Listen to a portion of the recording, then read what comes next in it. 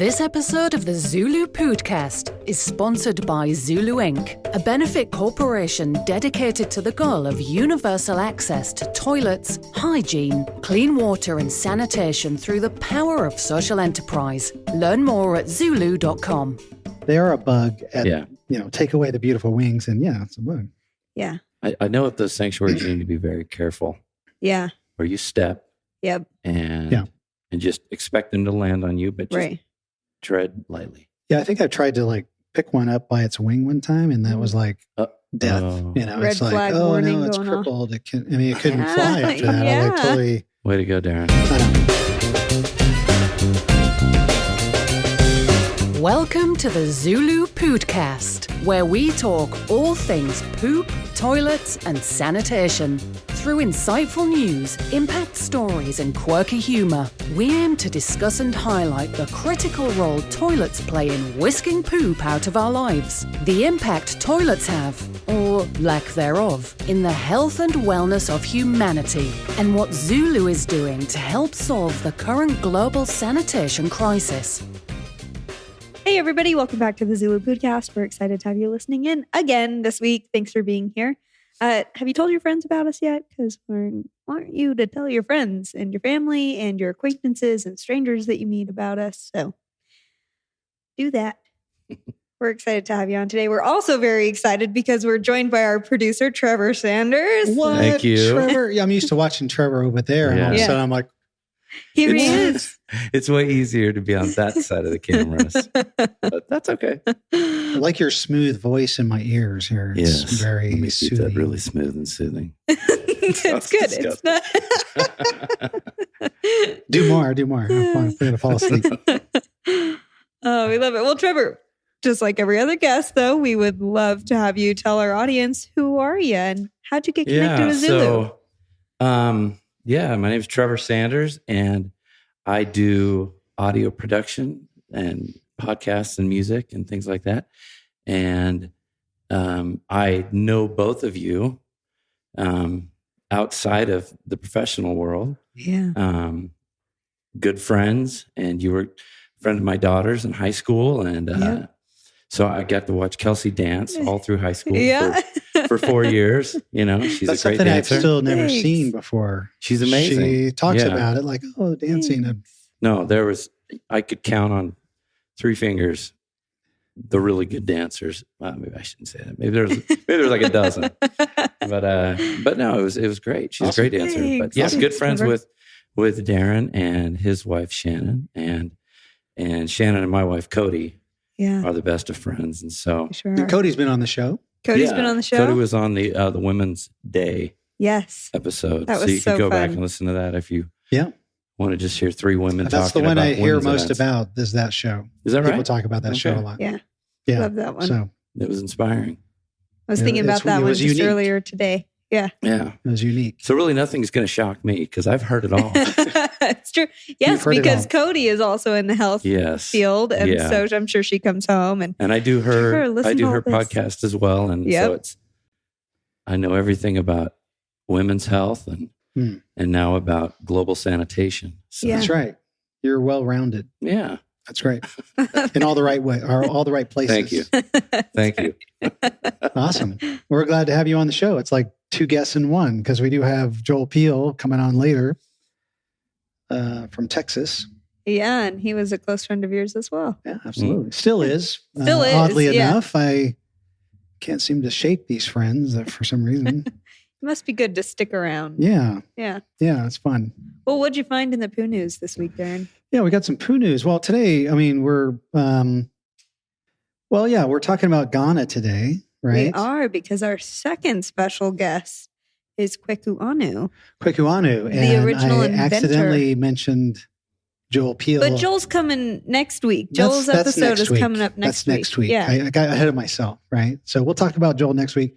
Today is Kwaku, who's super cool that, I was totally surprised because I was talking to Sean Seavey, right? And he's like, you really should have Kwaku on. And I'm like, yeah, Kwaku, how do I find him? And he's like, I don't know how to get a hold of him. He's like, I've got this email of a friend of his. Interesting. Because Kwaku never, I don't know. He's an older guy. I think he's like in his think he's in his 70s, maybe. Yeah. Did Sean know? Did Sean already know him? Sean or knew, just know Sean of him? knew Kwaku. And so what did Sean took the technology. He went to Ghana with Melissa. Yeah. And they learned about the technology Okay. and then brought it to India and did some modifications to it. But yeah, it's the same technology at the fundamental level, right? So, but Sean had sort of didn't have, all he had was the website and a phone, email, and so I just shot off an email. Hey, Kwaku, we want you'd have be on the Poodcast, and then he didn't email me back. He sent me a WhatsApp and said, yes, I'm in. That's awesome. And so I'm like, okay, great. Anyway, they live in Ghana, and so we've got the Ghana flag up. I don't know if you can see it. Do. It's a beautiful flag. It is a beautiful flag. Yeah, very cool flag.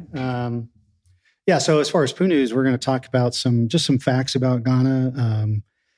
It's the first country in Africa to gain its independence from colonial rule. Very cool. Didn't know that. Yeah, something like it was. I saw it in not this article, but some other articles. Something estimated like 10 million people over the course of hundreds of years were taken as slaves. And that's just a crazy number of people. That's a lot of people. It's a lot of people. But after World War II, it became an independent country. And it's ranked as Africa's most peaceful country. Of all of the African countries, Ghana's number one, which makes me feel good. Like, okay. Yeah.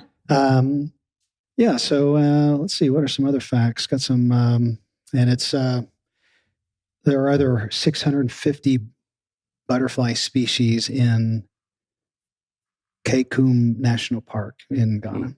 Oh, I want to go there. So if you're into butterflies. Actually, butterflies kind of freak me out a little bit, but. Then don't go. But they're beautiful. Have you been to any butterfly sanctuaries? Like our local one? No, because I'm kind of freaked out. You don't want them landing on you. Yeah, it's just when I look really closely at them, they're a little creepy. They are a bug. Take away the beautiful wings, and it's a bug. Yeah. I know at those sanctuaries you need to be very careful. Yeah. Where you step. Yep. And just expect them to land on you, but just tread lightly. Yeah, I think I tried to pick one up by its wing one time, and that was like death. Red it's flag warning it's going crippled. It couldn't fly after that. Way to go, Darren. I know. I think you just have to do this. You just stick your finger out. Yeah, I think you're a princess, and then they come. My pinky out. Yeah, treat it like it's like a bird of prey. Yeah. Right. And you're calling it and, land on me. Mm-hmm, mm-hmm.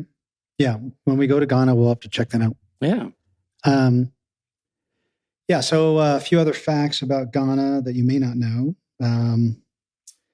I guess I should have done this as a poll now that I think about it. Oh, well. I should have quizzed you guys because maybe you guys already knew all this stuff. Well, it's not too late. We still don't know what you're going to read. So, when it comes to sanitation, how many toilets in Ghana how many schools in Ghana do not have toilets anywhere in them? I will say 500. 500? Oh, I was going to say something much higher, like 10,000. 10,000. So we'll split 7,000. Oh, yeah. Okay. 7,000 schools, public schools in Ghana don't have basic toilet facilities. That's a lot of schools. That's a lot of schools. It's a ton. I mean, in general, you take the toilet part out of it. That's a lot of schools. That's a lot of schools. That's a lot of kids. I mean, that's a lot of people. Yeah. Mm-hmm. And, we talked to Kwaku about that. Also, we did talk about how Ghana is number one, the safest country. All the WHO ranked Ghana the 7th dirtiest countries in the world. Oh, so peaceful but dirty. Peaceful, but when I say dirty, that's not I don't think that's a slam. Are they meaning it's just a matter of not keeping things clean or by sanitation standards? Oh, sanitation standards. So, we're not talking about necessarily garbage or what. It's sanitation, right? Yeah. Okay. And that's the WHO, right? And some people disagree with the WHO. Who are they? Well, Bad joke. Well, it does have, they do say, guess how many children die every year of cholera and diarrhea in Ghana? 400,000. That's high. I mean, I have no idea. Okay, he just gave me a hint. Think of the schools. How many schools? 7,000. 7,000. And how many children die? 14,000. So 7,000. Oh. Okay.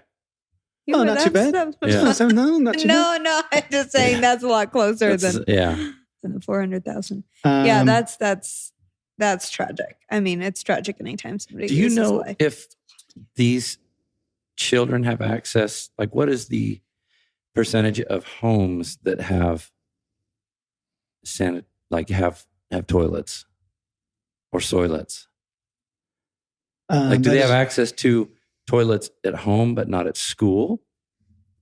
Probably, this is speculation, but it's maybe speculation based off of what I read. I would lean to say probably not. Because the way that the UN works with WHO in doing research, they show that, or at least surveys, right, in different populations, the cleanest, safest sanitation is a private sanitation, but it's also the hardest to achieve. Mm-hmm. The second to that is community sanitation. So that's things like schools or village bathrooms or neighborhood bathrooms, something communal, right? Yeah. So if there's not one in the school, logic in my brain reasons probably likely not one at home either, right? Yeah. But could be. Good statistic to maybe ask Kwaku about next time. Yes, absolutely. We're going to put a web link to his website, to his company in the show notes. Mm-hmm. But also, I guess we'll do the last one here. What open defecation is a problem. Like on one of our last podcasts, we talked about Nigeria having a huge problem, surpassing India. Ghana as well. What percentage of the population? It's a population of 22 million. So not as large as Nigeria, 200 million. So it's a smaller country, but yet what percentage of the country engages in open defecation daily in Ghana? I'm going 62%. Yeah, I was going to say 62%. I'm going to say just above that. I'm going to say 68. Okay. 18. We're way off. 18.6%. Oh, wow. That's not too bad. Good job, Ghana. Not too bad. Good job, Ghana. Maybe we don't need to go to Ghana. Would that lead me to believe then that only 18%? That their homes maybe do have? Well, what would it be like in now we need to, the homes do have. Yeah, what would it be like in the United States if 18%? Oh, yeah. I mean, it's still an enormous amount of people.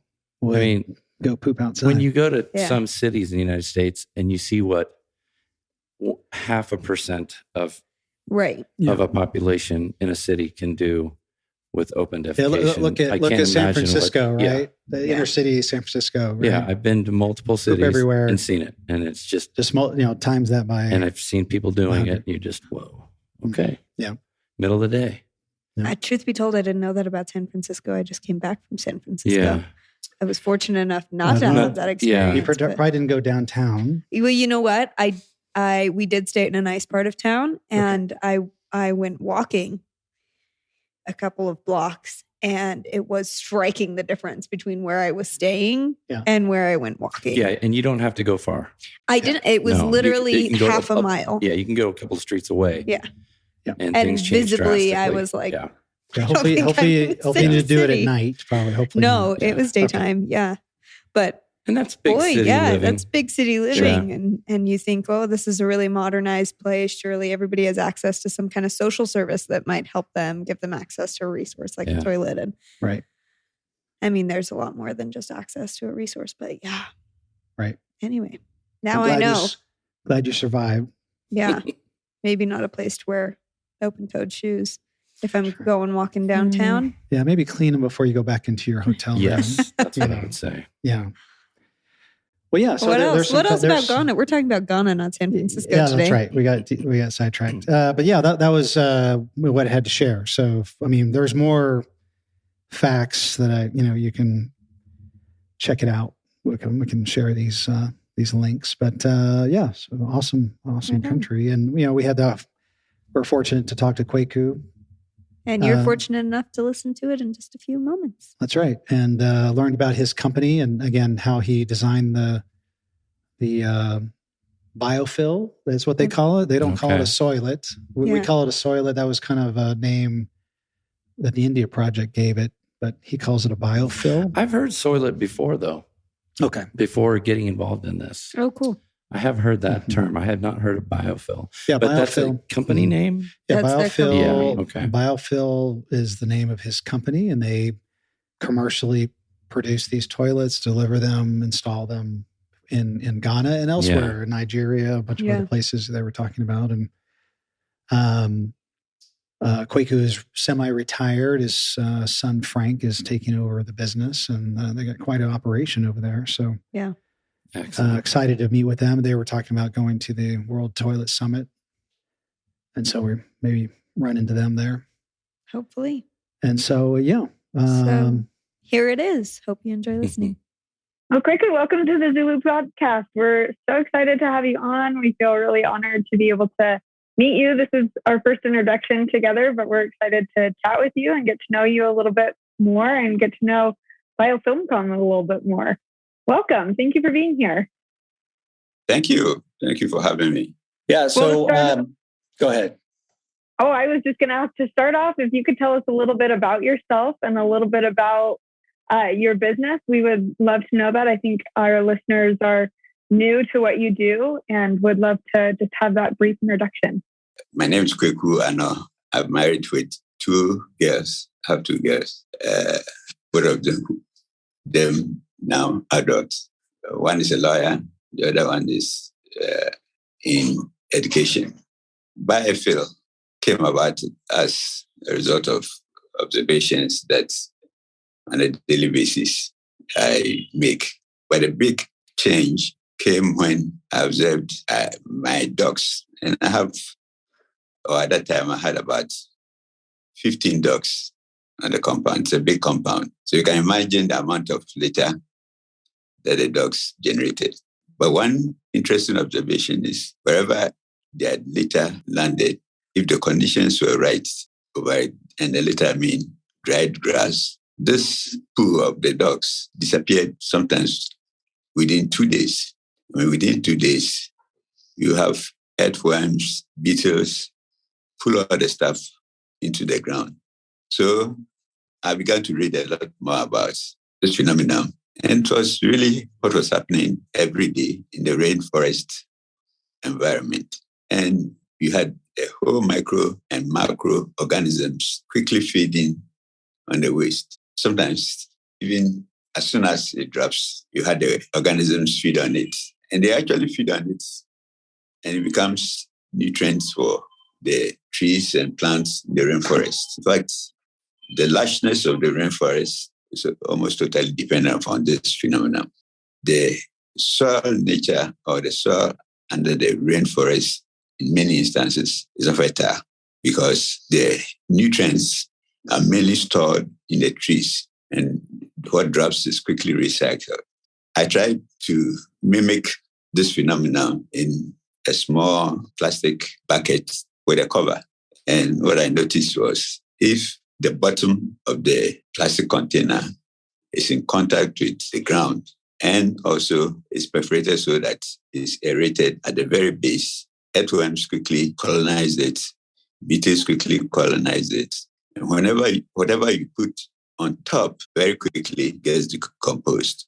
So I said, this might be the solution to part of the toilet problem we have. And in Ghana, very few people had toilets in their homes. Very few people had internal toilets. And what quickly led me to, now, why can't I mimic this in a box? And the box became the Biofil toilet. And the system grew out of that. So in a nutshell, this is basically what led to the whole chain of events. And since then, I have still been trying to modify it. And I think we are most close to a situation in which we can have it even for the poorest or poor, that they can have a system in which their waste is decomposed right in the room or just next door, so that they don't have to travel anywhere in the night. They don't have to leave their room and have a decent toilet, in the sense that it does not smell, it's totally odor-free, and it uses very little water. The water is just to keep the system damp until the microorganisms completely feed on it. So that's my story. That's just amazing to me, Kwaku, to think that all of this started from just a simple observation and then trying to figure out how that works and how you could make that work on an individual basis. I mean, we're so thankful for you here at ZuLoo. We're thankful for the work that you've done because of the joy and safety that it's brought to so many homes. Darren, I feel like I cut you off. What were you going to say? No, I was just going to say, the technology that you developed has been really innovative, not just in Ghana, but as Sean Seavey, who made some modifications to the design and has helped us use a similar design in India. And so we're, I think the technology is very, very sound. The fact that I've been in an earthworm-driven toilet, and it's no smell. I mean, you expect to go in to like a porta potty situation with the smell and the odor, but it's amazing that you don't have that. So that's amazing technology. I guess we have Frank. Frank is joining us. Hello, Frank. Hey, Frank, how are you? Very well. Very well. Great. Well, glad you could join us as well. Maybe you could tell us more about the toilet technology and about the company. I have been on the field. I basically been under his learning. I've been learning from him. So we've seen the solution here in Ghana and other African countries. I've personally been involved in installing and seeing people using it. We've installed some in Nigeria and Ghana. So basically, it's a solution that it's all over now. The World Bank has used it as their program and a lot of associations we've worked with. So it's a solution that is helping a lot in this part of Africa. Yeah, that's great. We'll put in our show notes. We'll put a link to how the toilet system works. You've got a lot of information on your website.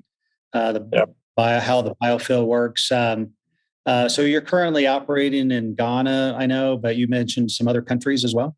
Yes. Now we are in initial stages in Nigeria. Just work, then we'll go there and we'll come back, like Senegal and all those things. Just do the work from there, then we just return to Ghana. But our main hub is in Ghana. And do you mainly build the individual units, the individual standalone units, or do you are you building other systems as well?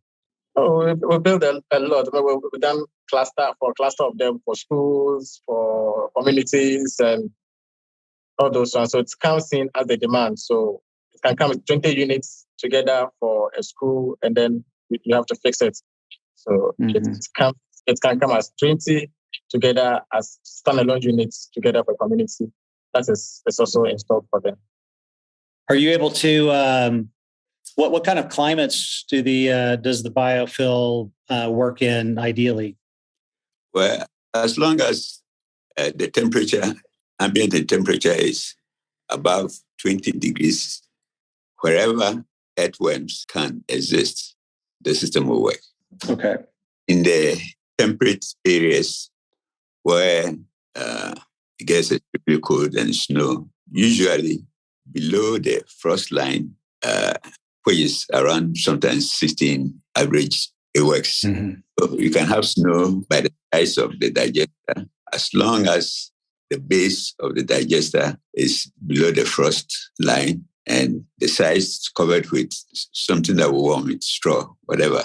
And in the area we have not totally tried is in the desert environment, where even the soil of the desert can be as hot as sometimes 40 degrees Celsius. It might be difficult for the worms to survive.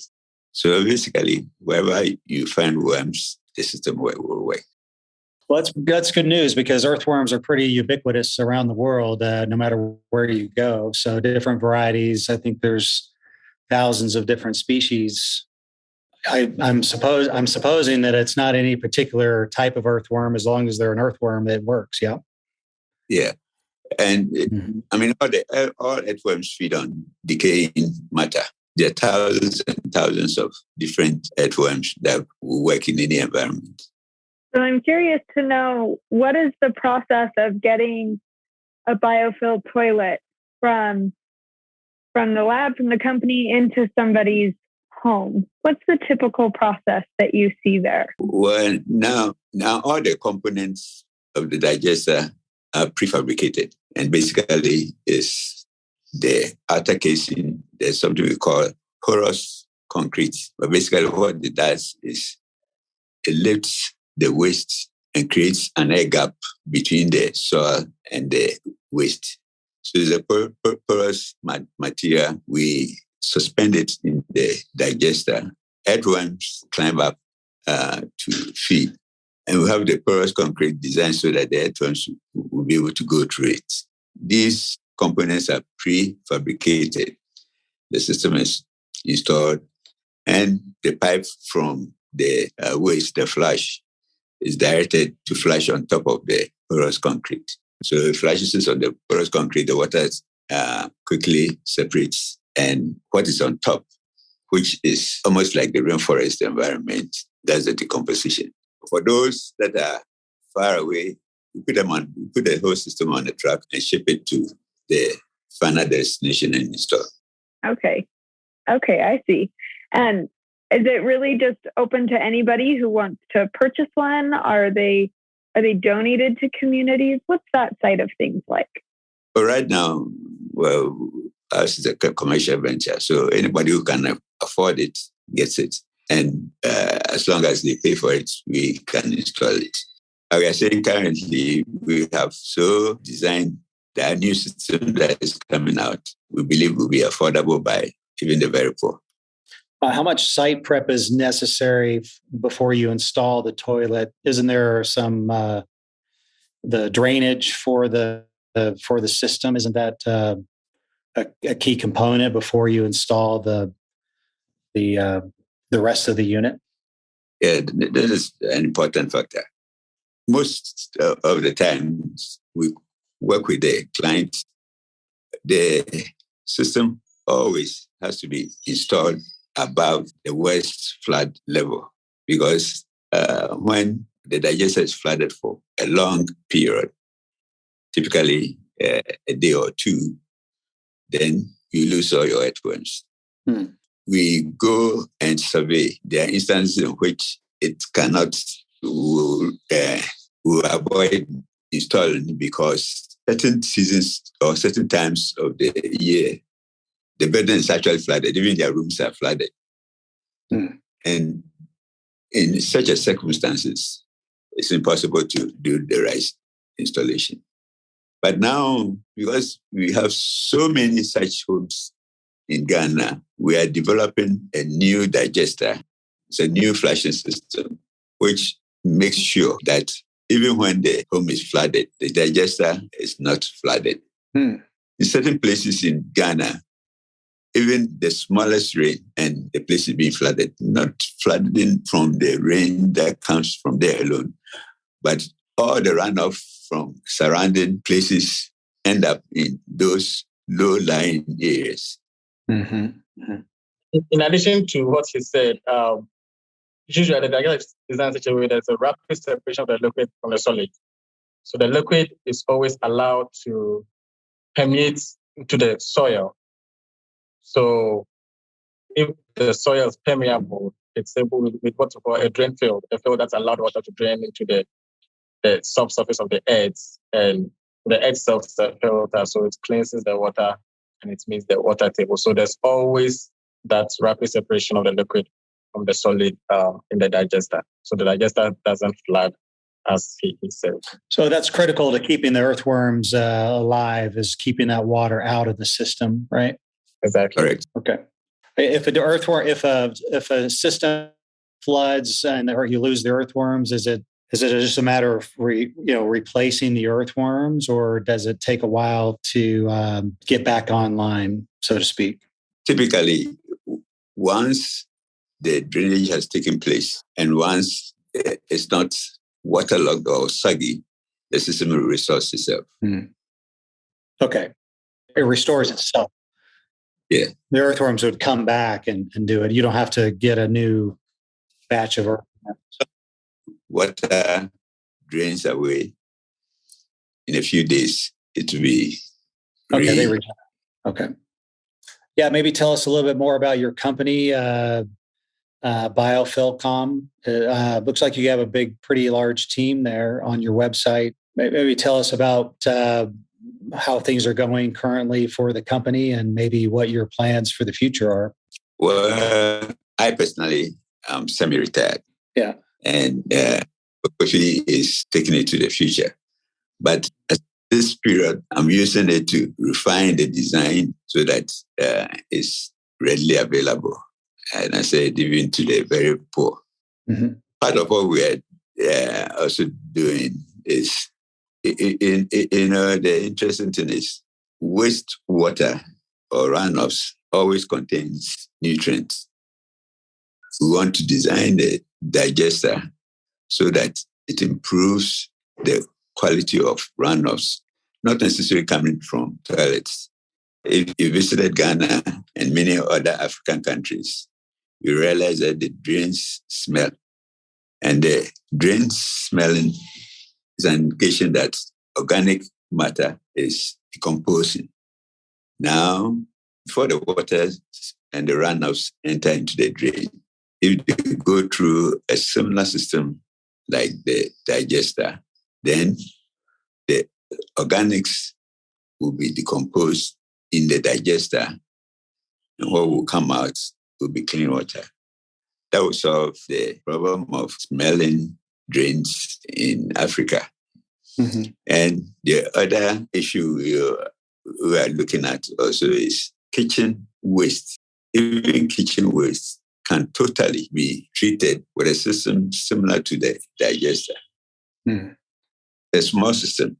It's a small system that we believe if every household has it, then what has to end up in a waste dump or has to be carried away from the house is only the plastic waste, which quickly can be recycled. But like peels of any organic kitchen waste, just a small basket, you dump it in. It works like the digester. And we are excited about that. We think that will bring a new line to the company.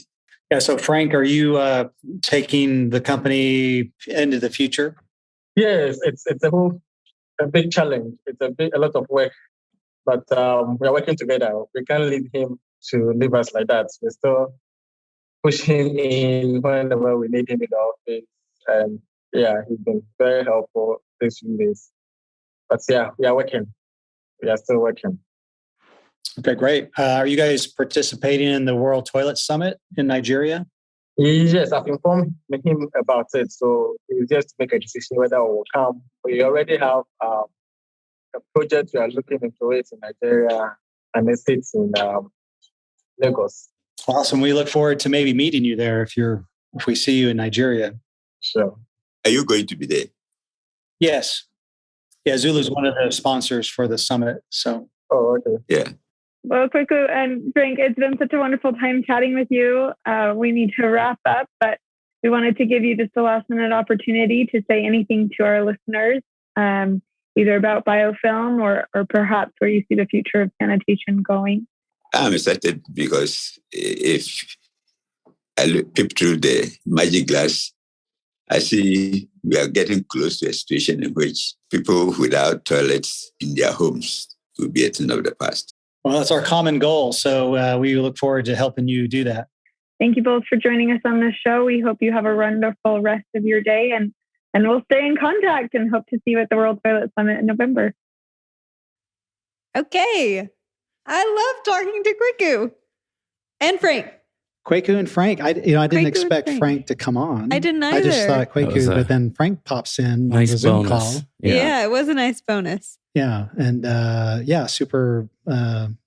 super fortunate just to be able to talk to him. Hopefully, I don't know. We may need to do subtitles on some of that. Yes, if we'll have to listen back to the recording, but Kwaku was a little bit far away from his device, so it was challenging sometimes to hear him. Okay.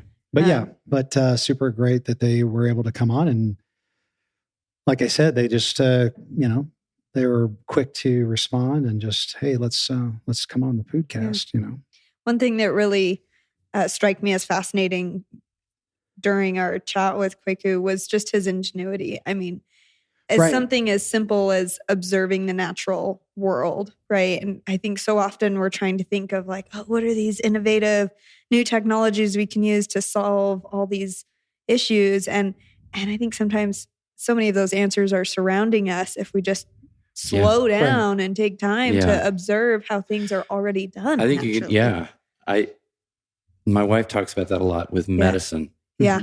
And look at what is provided for you naturally. Yeah. And there's people, long before pharmaceuticals were treating all different types of disease and things. Yeah. And so I do love when people can look at what's going on around them. Yep. And in this situation, see how waste was naturally being broken down by nature already, think, right? Okay, I can bring this to people. Right. Yeah. That's amazing. Yeah. And I can solve a really large issue. And maybe it's, I didn't quite get a grasp for this during our conversation with Kwaku, but solving an issue that's maybe bigger than he even imagined, right? The scope's so much larger. I'm sure he was just like, a way to help my community. And boom, this is changing the world. Yeah. So many families, so many communities around the world as it's been redesigned and tweaked for individual regions or families. I mean, he would have no idea that somebody like people like ZuLoo would take this to Peru. Right. Right. He's not thinking of that. He's not thinking about Peru. 15, 20 years ago. Yeah. No. He's thinking about his neighborhood and his community and his friends and family. Yeah, I could totally see his engineer brain turning like, I can apply this to, I think he said kitchens, like breaking down baking, grease from kitchens, It's amazing. I'm like, okay, well, that never even crossed my mind. I just think of toilets. That's all I can think of. Right. But you see his like wheels are always turning. And just sort of, people like that how can I do this have better? A gift. I don't have totally. that where it's just constantly in motion. Yeah. Yeah. And where you see the connections between things. I think I took a class in college once that tried to like train us. Like, how can you see, connections between fashion design and aerospace engineering? And it was so hard. But some people have those brains where they're just like, here's all the ways that these things can work together for a better good. And absolutely Kwaku has one of those minds. And I think Frank too. I mean, just got the sense this Biofil's in real good hands. Because Frank was he was sharp. He was on the ball. He knew. Yeah. As soon as the Zoom call started, I saw those little algebra symbols kind of floating around his head and little, algebraic equations, But and all of a sudden we knew we were in the presence of somebody way more intelligent than us. Right brain. I don't get it. You sound like stuck in second gear all the time. Toilet, toilet, toilet, toilet, toilet. You're like, squirrel. Yeah, exactly. That's me. That's my brain. I've traveled with Darren and it's true. I mean, don't be alarmed if you're ever in another country and you see this gentleman walk into the restroom and he's holding his phone. Now, he will be polite and he will delete anything that has you in it, but try to be appropriate. But you do think of toilets all day, every day. Yeah. And every toilet needs to be documented. Yeah, to my wife's chagrin, Well, she's not going into the bathrooms with you. She's like, can we do something other than talk about toilets, please? Anything. Does Shannon follow your toilet score page? Your Instagram page? Probably not. But she is doing some work. She is designing some special things for ZuLoo.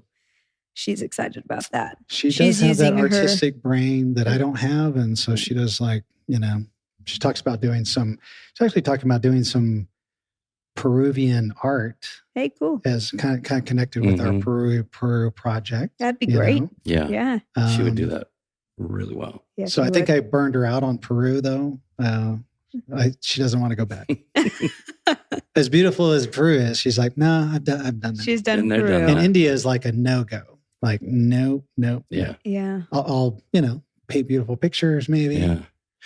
But she doesn't have a desire to travel there. Amazes me about places that you've traveled and that you've been taking the ZuLoo project these are third world countries. These are people who are living well below what we poverty consider levels. Exactly. Yeah. And I'm always so inspired by how happy and joyful people are. Yeah. And maybe it's ignorance is bliss, or maybe it's no, I don't need all that other stuff. And all of that's just a distraction. Right. And even though, we've heard some of these horrifying and tear-jerking stories of some of the recipients, those people still through their daily lives are very happy. Yeah. Super happy. And that's always so inspiring to me. Absolutely. Yeah.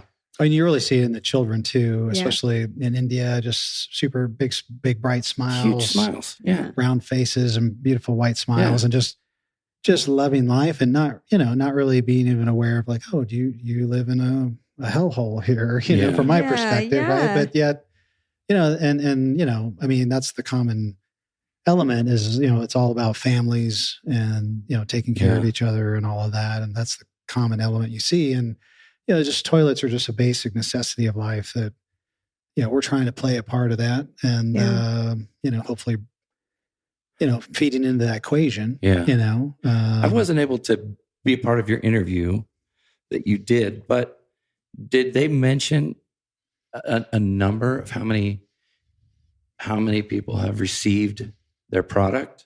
Did he say anything like that? I think there's some statistic. We didn't get into that specific on the call, but I think they do have some stats on their website. We'll have to. It's got to be a fair amount because their market is not just Ghana. It's Nigeria, and I think they said one or two other countries that I'm blanking on right now. Primarily on the African continent? Yeah. Correct. Okay. Correct. Yeah. But Kwaku did say, just like Sean, there have been other engineers who've come in and tweaked the design. And how great is it that he isn't looking for, copyright benefits or anything like that? Yeah. This is something that he's willing to share his knowledge to help people. Yeah, we really found that the case. I mean, whether it's this or whether it's like, Portable Sanitation Association is another example of that, where it's just kind of a free, open source kind of approach, right? Yeah. Where, share our resources, share knowledge. Yeah, here's best practices. Here's, that we think this would be helpful, And so there has to be some profit motive in there, but at the same time, it's like, it's more of an open. Yeah, I think everybody's people are more open book about it. Devoted to, I mean, clean sanitation is one of those things that we all can get behind, right? Where we all say, yeah, sure, everybody needs that. How can we help everybody get that? And it's not a cause to be selfish in. It's not like finding the cure to cancer. Like, I'm sure that's got a heavy competition on it. Don't share your research because you want to be the Nobel Prize winner. Don't share your secret formula, Well, the world of sanitation is very different in that way. I've also been pleasantly surprised. It's kind of a blue ocean approach, right? It's like, look, but 7 billion people doing it every day. It's a big ocean. It's a big ocean out there. So, share what you know. Mm-hmm. And listeners, share what you know and what you like. Share this podcast, coming back around to that, with your friends and family. Share with us your comments and feedback. Yes. Criticisms. Toilet jokes. Anything. Just connect with us. Connect with us on social media. Connect us with us here. If you know somebody you think might be interesting on the podcast, we'd love to hear who that might be as well. Thank you for tuning in. Hope you enjoyed the interview with Kwaku. We certainly enjoyed having you on, Trevor. Thanks for coming and joining us. We should have you on more often. Show your face a little bit more. The man behind the mirror is here. Ta-da. We love it. He does a great job, so we're thankful for you, Trevor, for making this possible. Also happy to be a part of it. It's great. Well, thanks, everybody. We'll see you next week. Thank you for listening to the ZuLoo Pōōdcast. Follow us on social media at our links in the show notes below. To learn more, visit our website, ZuLoo.org. If you liked the podcast, be sure to subscribe, like, and comment. For even more ZuLoo fun, send us an email with your toilet stories to podcast@zuloo.com for a chance to be featured on the podcast.